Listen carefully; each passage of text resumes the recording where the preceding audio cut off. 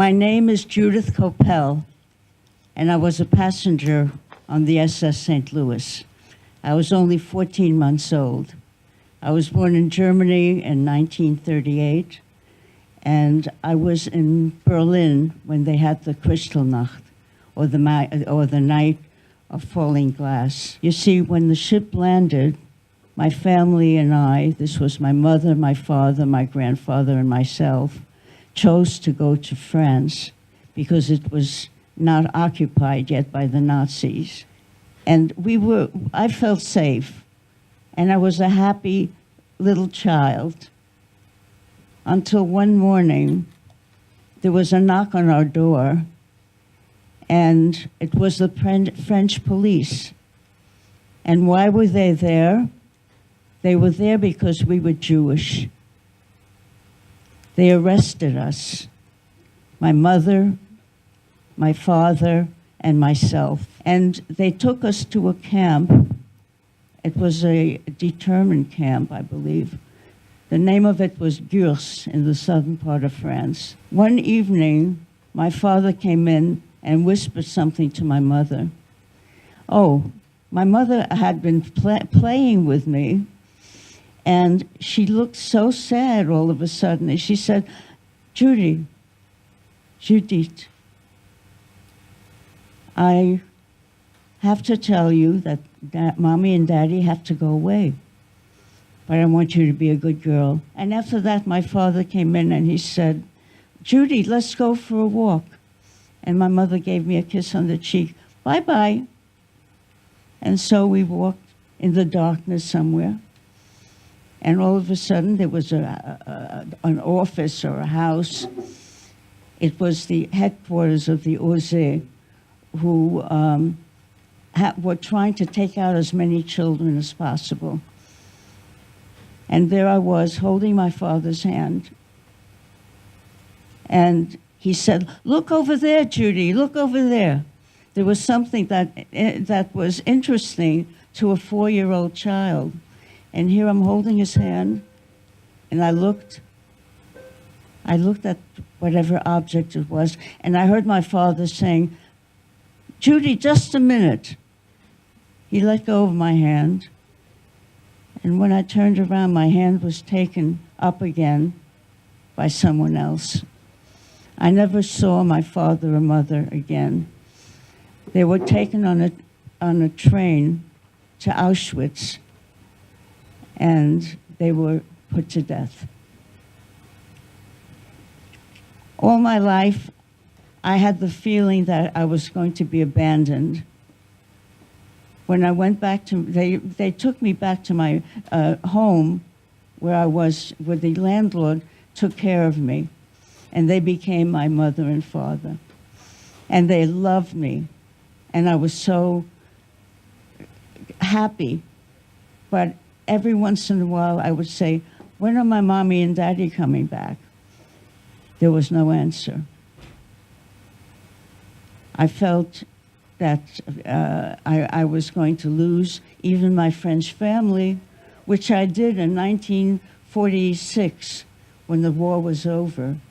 I was put on a ship, the Atos II. We sailed from Marseille to America. I didn't want to go. I remember my French mom taking me to the office of the Ose in Paris, and she was holding on to my hand. I was holding on to hers, and she had to let go of my hand. And I was begging, please, please, Maman, please don't abandon me. That was the second abandonment. We sailed on the ship to the United States, and I met my aunt and uncle for the first time. As I grew up in America, I wasn't allowed to speak any more French. I wasn't allowed to sing any more French songs. It was forbidden. I wrote to Maman, and the letters were torn up because I had to cut off any ties that I had with them. And the way I grew up, I was always depressed. I was always frightened. There was a lot of fear in me. I decided to go back to France after 46 years. I saw my French mom for the first time in 46 years. She was living a very modest life, no hot water, and walk up. She was a very brave lady during the war. She risked her life for me so that I could live. But she was so sad. I'll never forget the look in her eyes. I decided to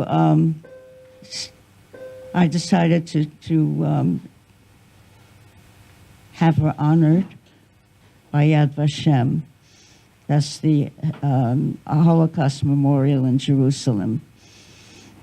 So 2 years in a row, I was able to go to France after 46 years. Why weren't you allowed to speak or sing French songs anymore? And why did you have to like cut off the landlord and his wife? I don't know. All I know is that I was very sad that I was taken, that France was completely cut off from me, because I love being in France. I am French myself. I have a French family. I was born there, and it's wonderful to hear this story. And I mean, I can't. If it wasn't something, it's something. If you ask any of my friends, that I talk about a lot, and I just wanted to say that it's so horrible to hear from you that you weren't able to celebrate any of that culture, any of that heritage. But that I just wanted to thank you. I wanted to become Catholic. I went to school with them, and I went to church, celebrated all the holidays. It was wonderful. So I became an interfaith minister, by the way. Oh, wow. Later, yes. What made you decide to go back to France after how, I don't remember how long you said, but like 40-something years?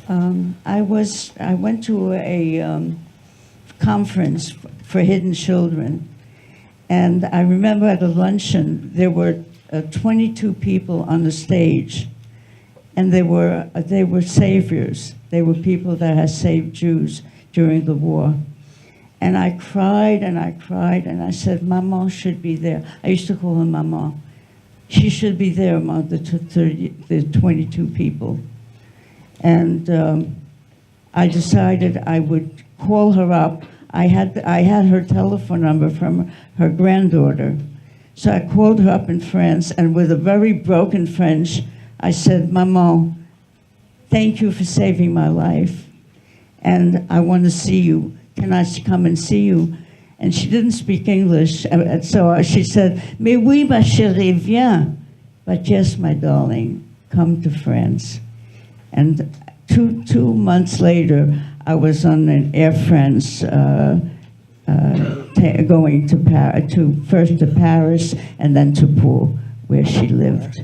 Not after the war, after you were able to go to France, what was the political atmosphere there?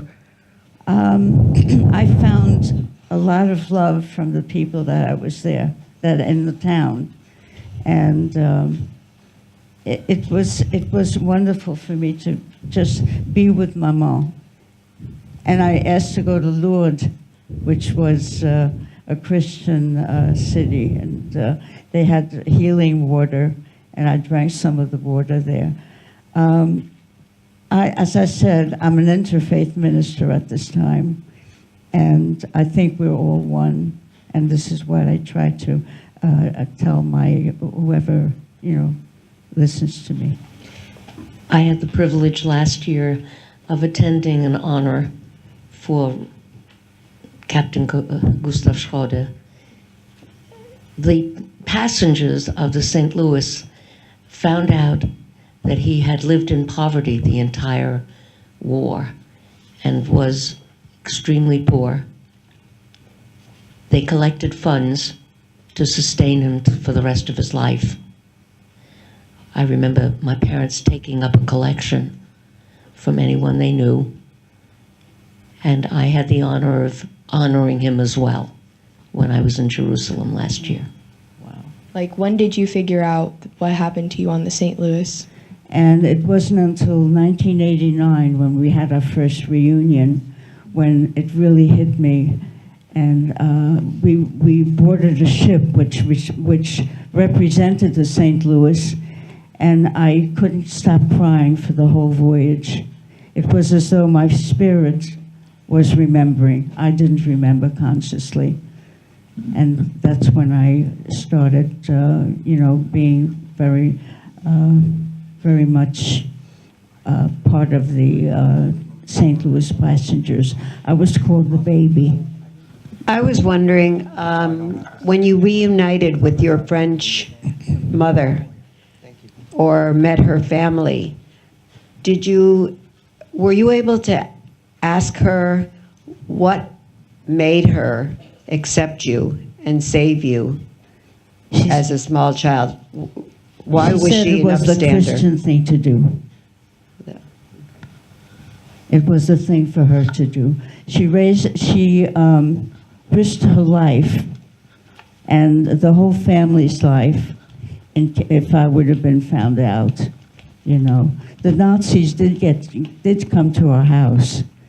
And I remember her putting my hair on top of my ears because she was afraid that they would know I was Jewish. And also she said, don't speak, because I had a German accent.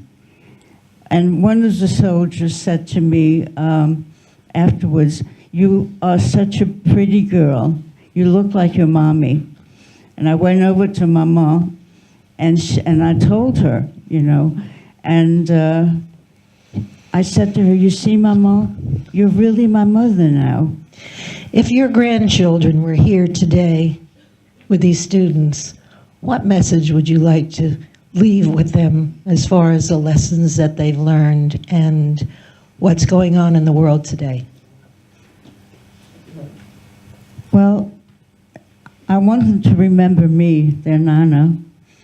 I want them to know my story and let them tell my story to their friends or their classmates and so on. We have to remember. Somebody said remembrance is the secret of redemption.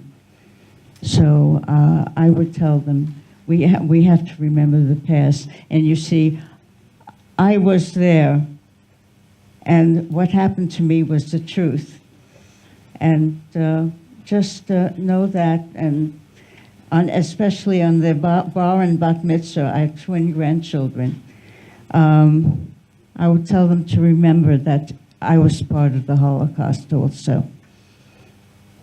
So were my parents, so were their great-grandchildren. Okay, thank you. Let's show our appreciation.